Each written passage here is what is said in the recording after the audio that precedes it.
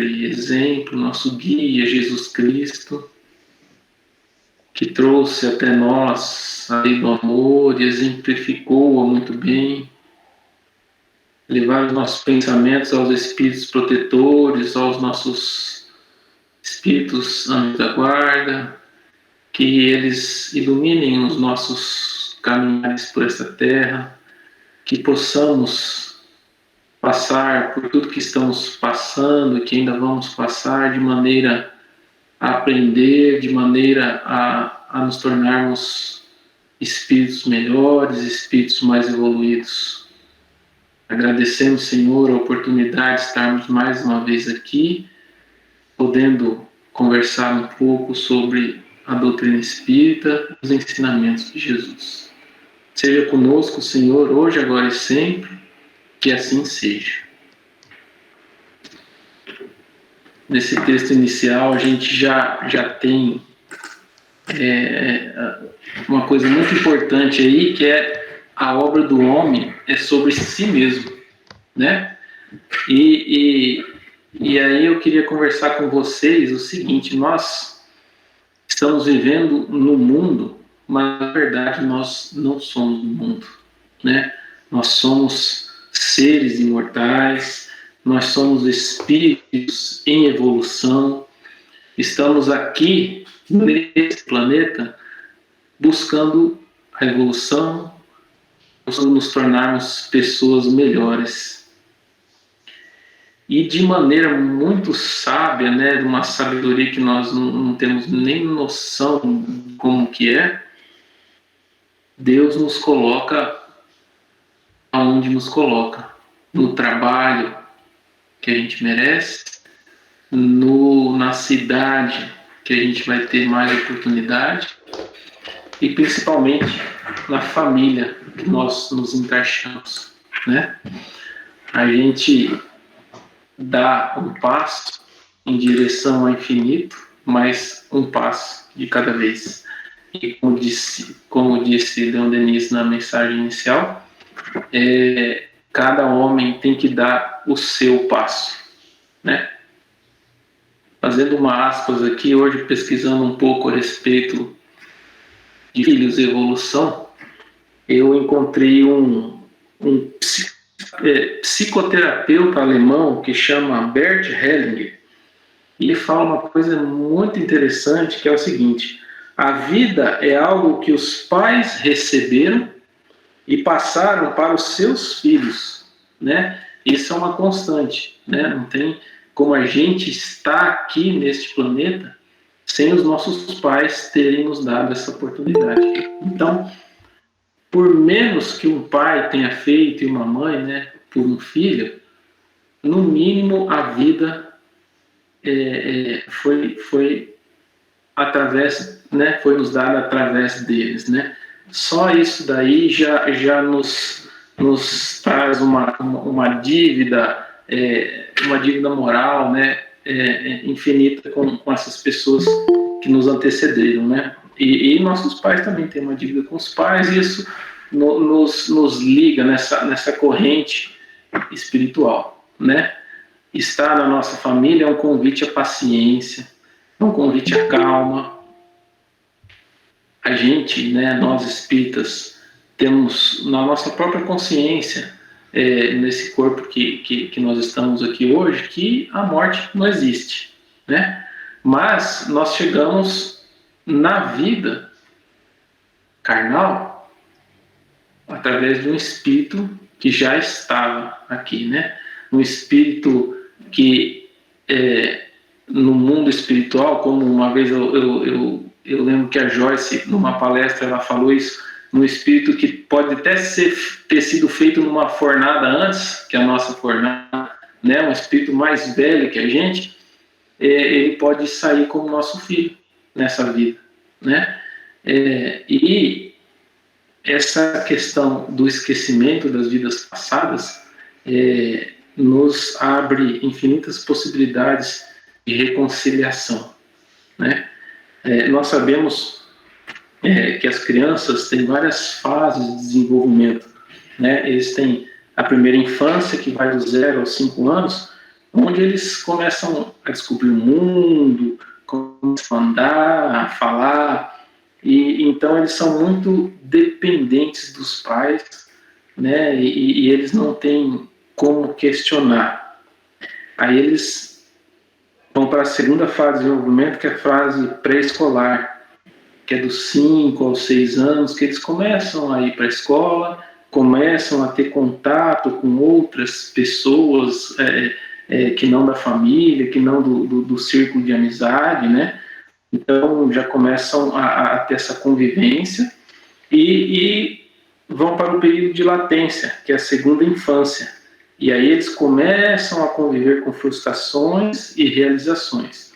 O Espiritismo nos traz que o espírito, desde a sua concepção, ele já é direcionado, né?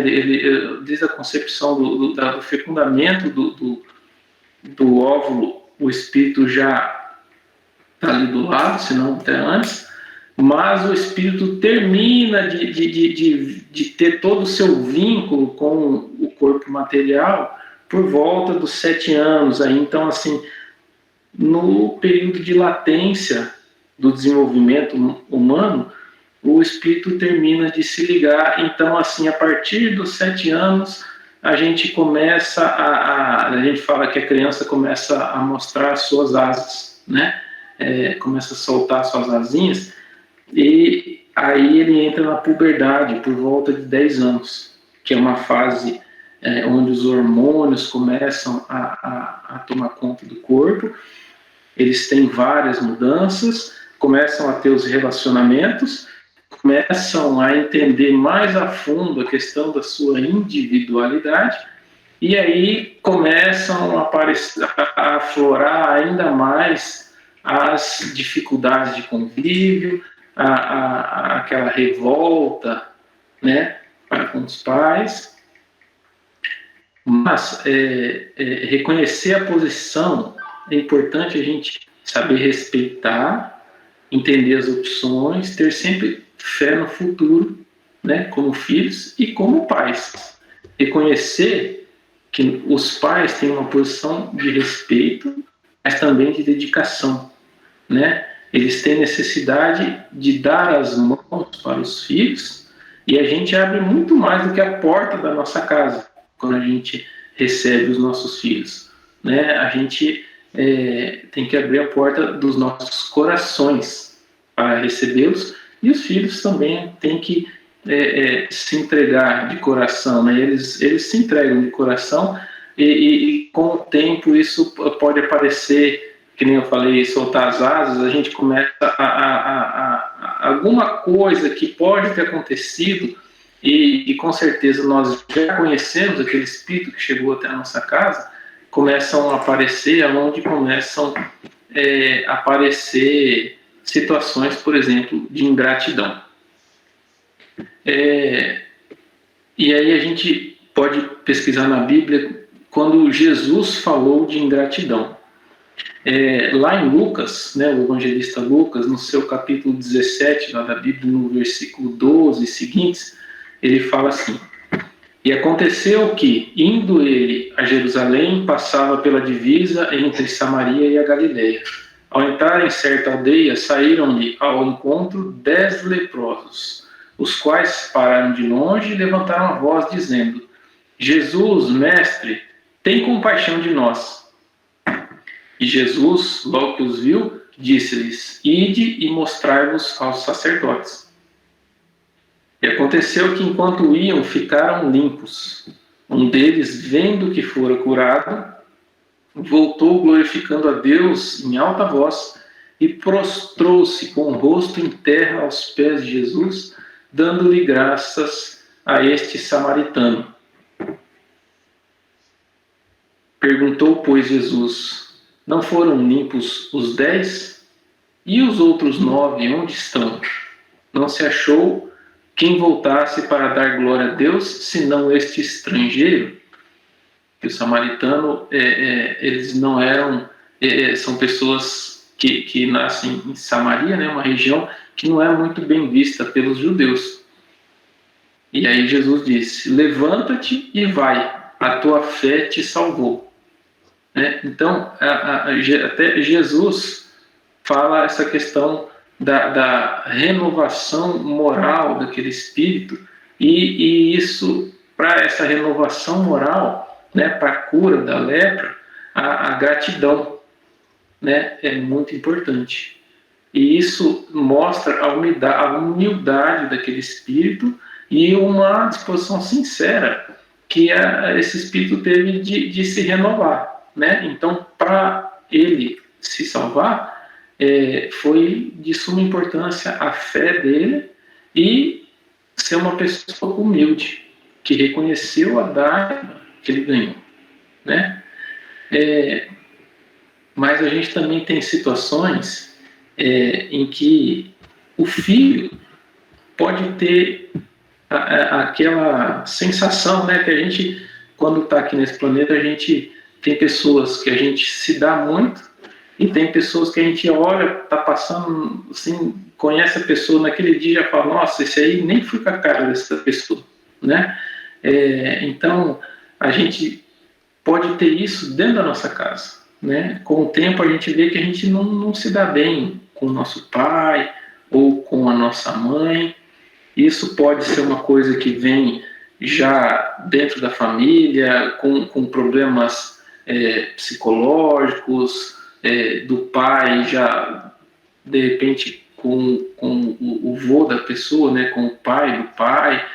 Mas, então, a pessoa tem que se sentir culpada, né, se às vezes ele não consegue amar o pai ou a mãe, ele deve se sentir culpado por não sentir esse amor. E aí a gente vai um pouquinho mais atrás, o que os gregos falavam sobre o amor, né? E o amor tem diferentes significações.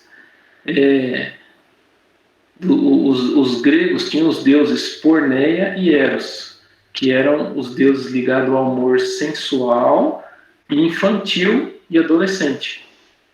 Que, né, Porneia e Eros nos lembram Porneia de pornografia e Eros de erotismo. Né? Outro deus, no entanto, o Filis, que nos lembra filho, representava o amor de amigo, que ainda é um amor egoísta, mas exige trocas e exige dedicação do outro, ou seja, né, o Filis nos lembra filho, apesar de ter o respeito, ele exige a dedicação. E o último deus era o deus Ágape, que era o amor, que também significava uma expressão de um grande banquete, onde o importante para o anfitrião era que todos se sentissem bem servidos. Significava um amor total. Ele é um amor de entrega, de doação. E esse amor que geralmente os pais têm pelos filhos, né? Um amor ágape, um amor de doação. E muito tem a ver com essa questão de conflito entre mãe e filho, entre pai e filho, dessa questão da doação e sem esperar nada em troca, né? Muitas das vezes que alguns pais acham, né? Meu filho é um filho ingrato, né? De repente, o filho não está sendo ingrato. De repente, os pais que estão cobrando muito dos filhos, talvez até alguma coisa que eles não receberam dos pais deles, estão passando essa situação para frente, né? E aí a gente pode questionar, então, que tipo de consequência pode gerar ingratidão do espírito depois do desencarne, né? Os espíritos, eles escolhem o método de aprendizado, que é chamado por Deus, que nada mais é do que a dor, né? Estamos aqui no mundo de provas, expiações, então a gente está teoricamente sofrendo, né? Sofrendo a dor o tempo todo, que nada mais é do que uma forma de ensino, né? Creio eu que quando formos seres mais evoluídos tivemos passado. E assim como acontece na vida da gente hoje, a gente fala que Deus escreve certo por linhas tortas, há males que vêm para bem. Mais para frente a gente vai entender tudo isso que está acontecendo com a gente, né? Por exemplo, na questão 399 do Livro dos Espíritos, eles nos falam assim: ó, assim o orgulhoso será castigado no seu orgulho mediante a humilhação de uma existência subalterna, o mal rico, o avarento pela miséria, o que foi cruel para os outros pelas crueldades que sofrerá, o tirano pela escravidão, o mau filho pela ingratidão dos seus filhos, o preguiçoso por um trabalho forçado, etc. Né? Sempre a gente vai ter oportunidade renovada de poder reparar alguma coisa que aconteceu que não ficou resolvida nessa encarnação. E daí a gente pode tirar, então, que tipo de ensinamento da ingratidão? Se Deus permite, por vezes, nós sejamos pagos com a ingratidão, é para experimentar a nossa perseverança em praticar o bem. Né? Eu lembro quando eu ainda não tinha filhos, e meu pai falava assim: não, você não entende isso porque você ainda não tem filho. E realmente a gente só entende o amor de um pai por um filho quando a gente tem um filho, né? É um ensinamento que a gente é convocado a praticar para a gente entender essas criaturas que chegam nas nossas casas. A gente precisa ter perseverança e a gente não pode se furtar desse nosso dever, que é ensinar os nossos filhos da melhor forma possível, dando a eles a atenção necessária, mas também não exagerando nessa proteção, nessa rede que de repente a gente pode estar prendendo demais aqueles que a gente deve ensinar e soltar depois para o mundo, né? Que eles vão, assim como essa frase do Bert Hellinger aqui, eles vão passar o que nós demos a eles, eles vão passar para os filhos dele, e isso, essa cadeia vai seguir para sempre, né? Nós, como espíritos imortais, mas necessitamos estar aqui passando pela carne para aprender, né? Então, deixa eu ver só um negócio aqui. Então, Santo Agostinho, ele fala para a gente a importância, né, da compreensão das possíveis causas da ingratidão dos filhos, com os efeitos das próprias faltas que nós fizemos nessa vida, como também nas vidas passadas, que a gente tenha um entendimento da evolução espiritual pelos laços de família, né?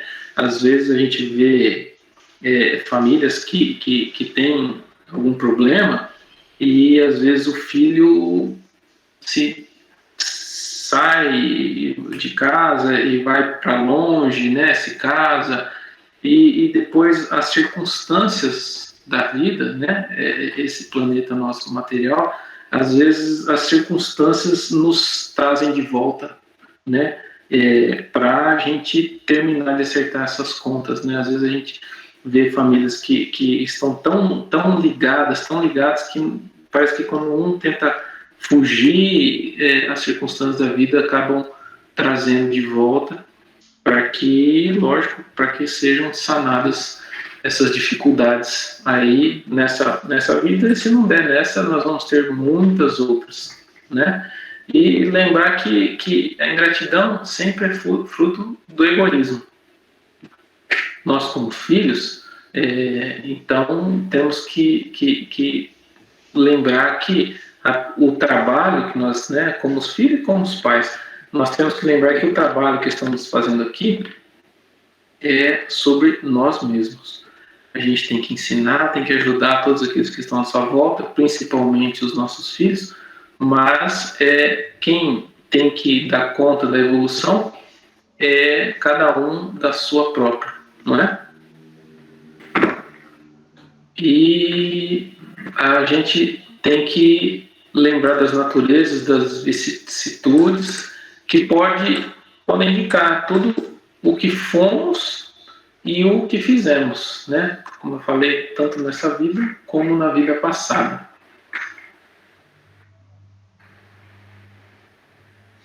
Por isso, nós precisamos acolher, auxiliar os nossos filhos, não ficar julgando os filhos como ingratos, mas ver o que fizemos e o que pudemos fazer mais uma vez pelos filhos.